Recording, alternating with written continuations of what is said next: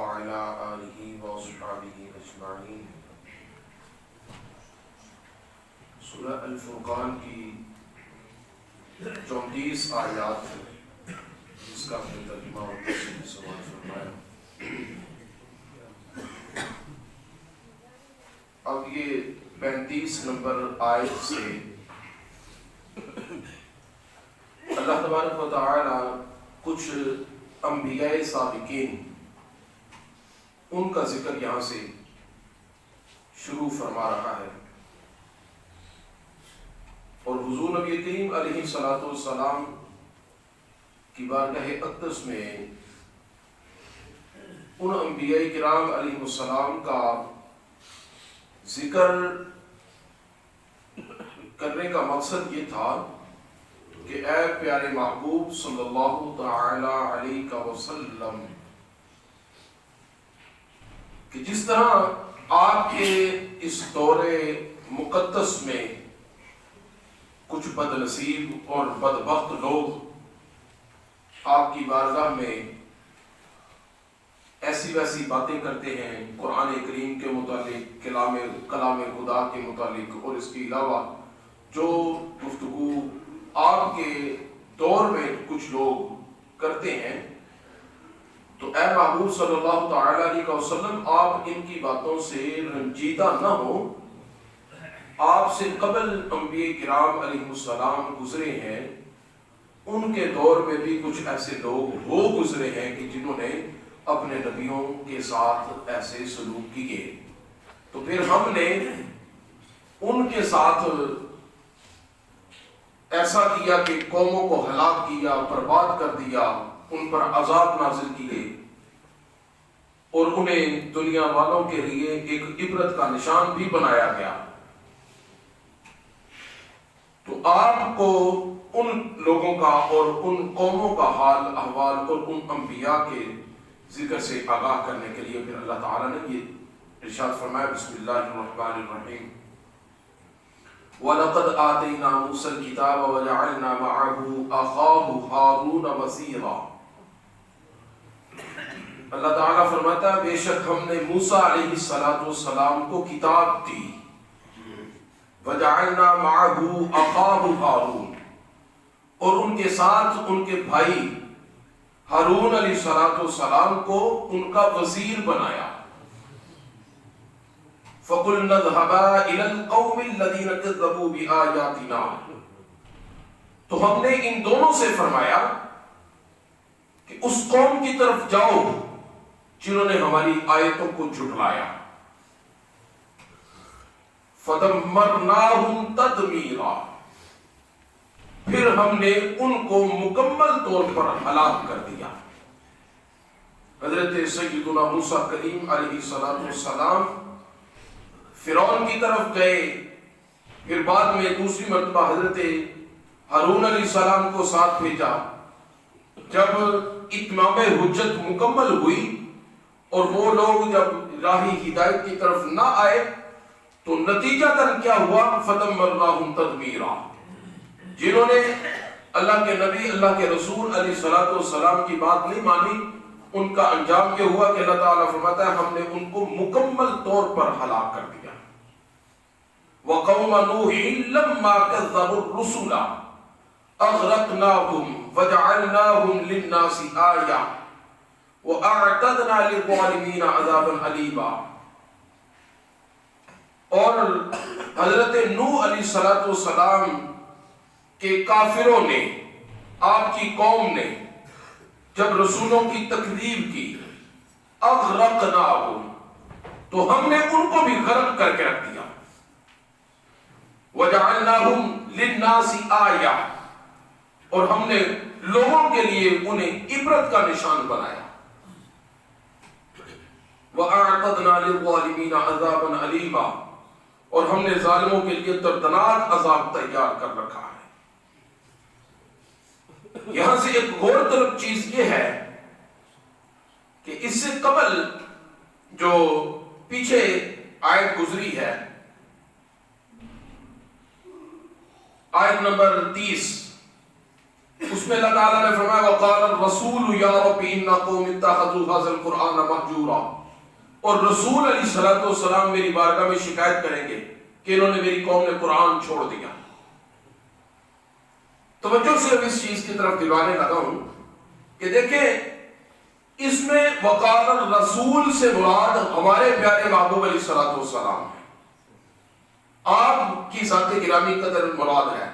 تو اللہ تعالیٰ نے اپنے حبیب علیہ الصلوۃ والسلام کی جب بات کی، یہ ماضی قریب میں جو گزرا ہے، ورنہ اس کی پورے قرآن کے اندر مثالیں موجود ہیں جو قریب سے پچھلی آیتوں میں 30 نمبر آیت میں جو گزرا ہے، ہم جو تلاوت کر رہے ہیں یہ آیت یہ 35 36 اور 37 آیات ہیں۔ 30 نمبر پر اللہ تعالیٰ نے اپنے حبیب علیہ الصلوۃ والسلام کا ذکر کیا تو حضور کا نام نہیں لیا، وقال الرسول، حضور علیہ الصلوۃ والسلام صفت رسالت کے ساتھ تشریف لائے، تو آپ کی صفت رسالت کا ذکر کر کے آپ کو رسول ذکر فرمایا، اور میرے محبوب علیہ الصلوۃ والسلام اور حضور کریم رسول کریم علیہ الصلوۃ والسلام میری بارگاہ میں شکایت کریں گے۔ اور آگے دیگر انبیاء کا جب ذکر فرمایا تو اللہ تعالیٰ نے فرمایا وَلَقَدْ آتَيْنَا مُوسَى الْكِتَابَ، موسیٰ علیہ الصلوۃ والسلام بھی اللہ تعالیٰ کے رسول ہیں، لیکن موسیٰ علیہ الصلوۃ والسلام کا نام ذکر کیا گیا، ذاتی نام ذکر کیا گیا۔ وَلَقَدْ آتَيْنَا مُوسَى الْكِتَابَ وَجَعَلْنَا مَعَهُ أَخَاهُ هَارُونَ وَزِيرًا، حضرت ہارون علیہ السلام کا بھی نام ذکر ہے۔ وَقَوْمَ نُوحٍ لَمَّا كَذَّبُوا الرُّسُلَ، اور نوح علیہ السلام کی قوم کا ذکر کیا تو ان کا نام موجود ہے، اور كَذَّبُوا الرُّسُلَ یہ جمع کا صیغہ ہے، الرسل رسولوں کی جمع ہے۔ تو مراد یہ ہے کہ کسی بھی رسول علیہ الصلوۃ والسلام کی ایک رسول کی تکذیب گویا کہ تمام رسولوں کی تکذیب ہے۔ تو الرسل جو آیا ہے یہاں پہ یہ کسی ایک رسول کے نہیں بلکہ تمام جماعت رسولوں کے لیے آیا ہے۔ تو ان کا کسی ایک کا نام لیا تو ان کا نام لے کر ان کا ذکر فرمایا، اور آگے وعادا وثمودا واصحاب الرس وقرونا بين ذلك كثيرا وكلا ضربنا له الامثال وكلا تبرنا تتبيرا۔ اللہ تبارک و تعالی نے جس نبی اور جس رسول کا ذکر کیا ان کا ذکر ان کے نام کے ساتھ ذکر فرمایا، ان کا ذاتی نام لے کر ان کا ذکر فرمایا۔ لیکن پورے قرآن کے اندر آپ انشاءاللہ تعالی پڑھیں گے، دیکھیں گے، سنیں گے، جب بھی حضور نبی آخر الزمان صلی اللہ تعالی علیہ وسلم کا ذکر آئے گا، حضور علیہ الصلوۃ والسلام کا اللہ تعالیٰ نے کہیں بھی نام ذکر نہیں فرمایا، ذاتی نام ذکر نہیں فرمایا، کہیں پر رسول کہہ کر، کہیں پر نبی فرما کر، کہیں پر کوئی دوسرا وصف ذکر کر کے، کہیں پر کسی دوسری صفت کے ساتھ اوصاف حمیدہ کے ساتھ اپنے حبیب علیہ الصلوۃ والسلام کو ذکر فرمایا۔ آپ کا ذاتی نام نامی اس میں گرامی پورے قرآن کے اندر اللہ تعالیٰ نے کہیں بھی ذکر نہیں فرمایا۔ ہاں سورہ محمد نازل جب فرمائی تو وما محمد الا رسول ما کان محمد ابا احد من رجالکم، یہ جو آیات ہیں ان میں حضور کریم علیہ الصلوۃ والسلام کا ڈائریکٹ ذکر اس طرح سے نہیں ہے کہ حضور علیہ الصلوۃ والسلام کو مخاطب کر کے فرمایا گیا ہو کہ اے محمد صلی اللہ تعالی علیہ وسلم، ایسے ذکر نہیں ہے، نہیں، بلکہ یہ کس طرح ذکر ہے؟ یہ ذکر ہے ما کان محمد ابا احد من رجالکم ولکن رسول اللہ، اور دوسری جگہ پہ وما محمد الا رسول، یہ بھی ڈائریکٹ ذکر نہیں ہے بلکہ حضور علیہ الصلوۃ والسلام کا غائبانہ ذکر فرمایا گیا ہے، اور مخاطب حضور نہیں ہے، مخاطب عوام ہے، مخاطب لوگ ہیں، ان سے بتایا جا رہا ہے کہ میرے حبیب علیہ الصلوۃ والسلام جنہیں محمد صلی اللہ علیہ وسلم کہا جاتا ہے وہ رسولوں میں سے سب سے عظمت والے رسول ہیں۔ اور اسی طرح ما کان محمد ان میں جب ذکر کیا تو وہ بھی ڈائریکٹ مخاطب نہیں کیا بلکہ غیب کے صیغے کے ساتھ مخاطب لوگوں کو کر کے فرمایا کہ جو میرے حبیب علیہ الصلوۃ والسلام جن کا اسم گرامی محمد صلی اللہ علیہ وسلم ہے وہ خاتم النبیین بن کر اس دنیا میں تشریف لائے۔ ان کے علاوہ قرآن کریم میں جہاں کہیں بھی اللہ تعالیٰ نے اپنے حبیب علیہ الصلوۃ والسلام کو ڈائریکٹ خطاب فرمایا، اللہ تعالیٰ بجا حق رکھتا ہے کہ اپنے حبیب علیہ الصلوۃ والسلام کو جس انداز میں خطاب فرمانا چاہے فرما سکتا ہے۔ وہ قادر مطلق ہے، وہ مالک ہے، وہ خالق ہے۔ حضور علیہ الصلوۃ والسلام عبد ہے، وہ معبود ہے۔ حضور کریم علیہ الصلوۃ والسلام اس کے بندے ہیں، اور اللہ تبارک و تعالیٰ ان کا خالق و مالک ہے۔ تو خالق و مالک اپنے کسی بھی بندے کو جس طرح سے مرضی خطاب فرمانا چاہے تو فرما سکتا ہے، لیکن اگر عبد میں سے، بندوں میں سے اللہ تعالیٰ اپنے حبیب علیہ الصلوۃ والسلام کی یہ اگر عزت فرمائے کہ ان کا ذاتی اسم گرامی نہ لے،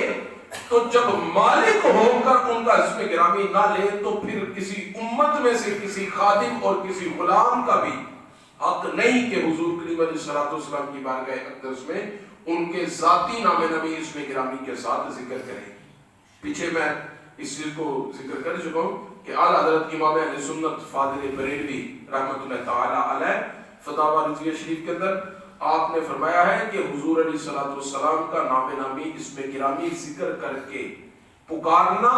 یا آپ کو اس ذاتی نام کے ساتھ صدا کرنا یہ امتی کے لیے حرام ہے، آپ کی عزت کی وجہ سے۔ تو یہاں پہ جہاں بھی ذکر ملے گا آپ سماعت فرمائیں گے۔ اللہ تبارک و تعالیٰ نے ان کے ناموں کے ساتھ دوسرے نبیوں اور رسولوں کا ذکر فرمایا ہے۔ وعادا وثمود واصحاب الرس وقرونا بين ذلك كثيرا وكلا ضربنا له الامثال وكلا تبرنا تتبیرا۔ اور عاد اور ثمود اور کنویں والوں اور ان کے درمیان بہت سی قوموں کے لیے یہ حضرت صالح علیہ السلام کی جو قوم تھی ان کا ذکر ہے، اور کنواں والے سے مراد حضرت شعیب علیہ السلام کی قوم تھی۔ کنواں کا جو ذکر ہے وہ اس طرح کہ ایک بہت بڑا کنواں تھا اور کنویں کے گرد ان کے مکانات تھے، ان کی طرف حضرت شعیب علیہ السلام کو نبی بنا کر بھیجا گیا۔ تو جب حضرت شعیب علیہ السلام ان کی طرف آئے، کئی ایک خرابیاں تھی، کم ناپ تول ان کے اندر بڑی ایک خرابی تھی، اور چھوٹے اور بڑے کے درمیان جب وہ فیصلہ کرتے تھے تو فیصلہ کا ایک ترازو نہیں، شخصیت کو دیکھ کر فیصلہ کرنا ہے،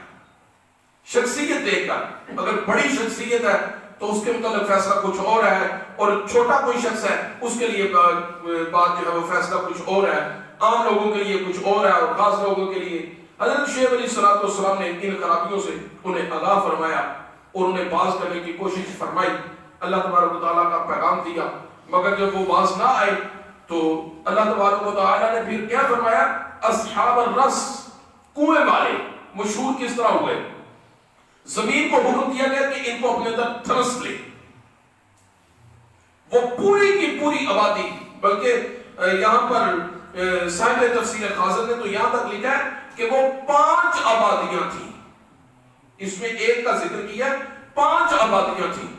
ان 5 آبادیوں کو حضرت شعیب علیہ السلام نے آگاہ فرمایا، لیکن جب وہ باز نہیں آئے تو حضرت شعیب علیہ السلام سے حکم آپ سے فرمایا گیا کہ آپ سائٹ پر نکل جائیں۔ جب آپ سائٹ پر نکل گئے، ان 5 آبادیوں کو اور ان کے درمیان جو ان کا کنواں تھا، ان کنویں سمیت ان 5 آبادیوں کو زمین کو حکم دیا گیا کہ اپنے اندر دھنس لے۔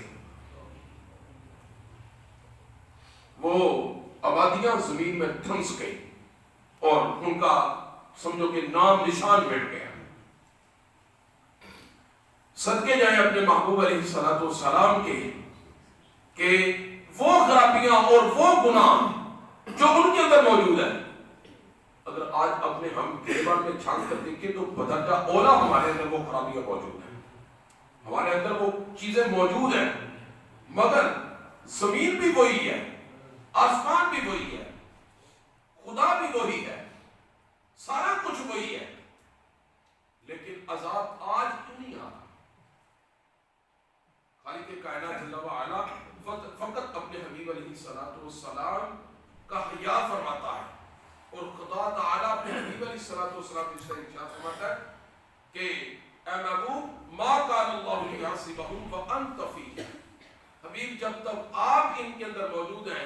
ہم ان پر عذاب نازل نہیں کریں۔ لہذا ہمیں چاہیے کہ اپنے حبیب علیہ السلام کا حیا فرماتے ہوئے، حیا کرتے ہوئے